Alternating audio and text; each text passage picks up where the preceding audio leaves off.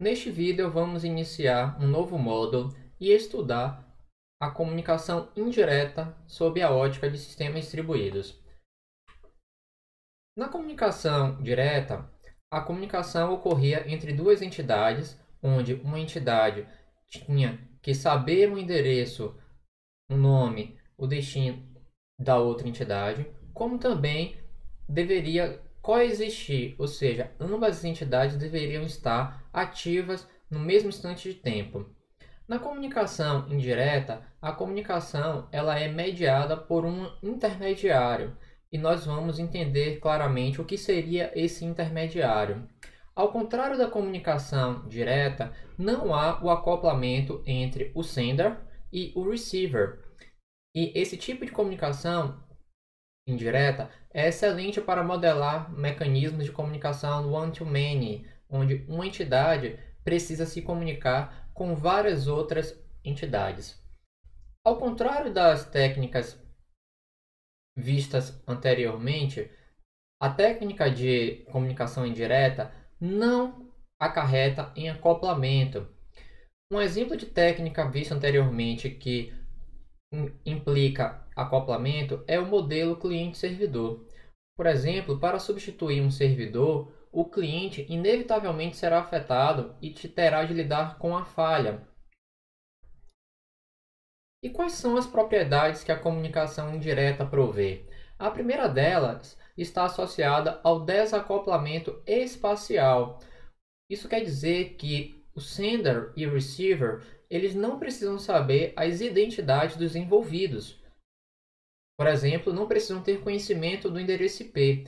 E um exemplo que nós vimos anteriormente foi um quadro de post-it, onde eu posso deixar um bilhete pedindo para que a pessoa que sair daquela sala apague a luz. Então vejam que nesse exemplo específico, eu não preciso saber quem é a pessoa que vai apagar a luz e nem para quem se destina aquela mensagem. Eu simplesmente deixo a mensagem lá.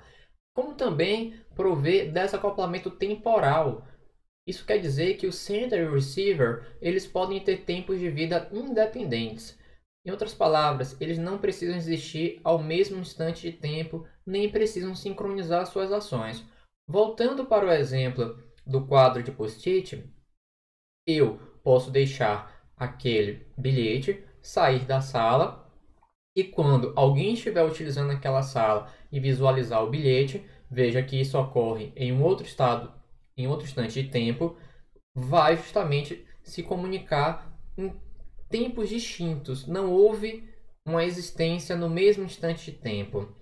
O tipo de comunicação indireta, ela é utilizada em ambientes em que mudanças elas são previstas, por exemplo, ambientes móveis, e que precisam fornecer serviços confiáveis, onde a falha de um nó, de um servidor, pode implicar em uma indisponibilidade do serviço. Então, quais seriam as propriedades de uma comunicação indireta? Então, aqui, basicamente, nós temos esse quadro que vai mapear o acoplamento espacial e desacoplamento com o acoplamento temporal e o desacoplamento temporal. Então, no primeiro quadrante, nós temos acoplamento espacial e acoplamento temporal. Então, quais são as propriedades? Então, nesse primeiro quadrante, a comunicação ela vai ser direcionada a um conjunto de receiver ou receivers. E o receiver ele deve existir naquele instante de tempo, pois há o acoplamento temporal. E qual seria o exemplo? Passagem de mensagem, invocação remota. No caso de acoplamento espacial e desacoplamento temporal, a comunicação ela vai ser direcionada a receiver ou receivers, porém o sender e o receivers eles podem ter tempos de vida independentes. E um exemplo deixo como exercício para que o nosso ouvinte possa refletir. Na linha inferior, onde nós abordamos o desacoplamento espacial, nós vamos agora mapear, analisar sob a ótica do acoplamento temporal.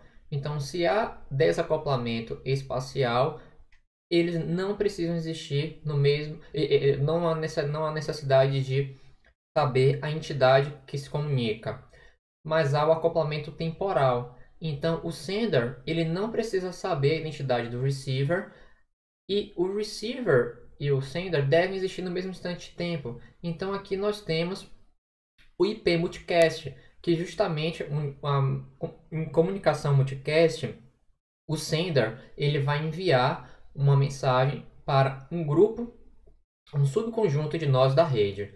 E no caso de acoplamento, desacoplamento espacial e desacoplamento temporal, o sender ele não precisa saber a identidade, como também o sender e receiver, eles podem ter tempos de vida independentes.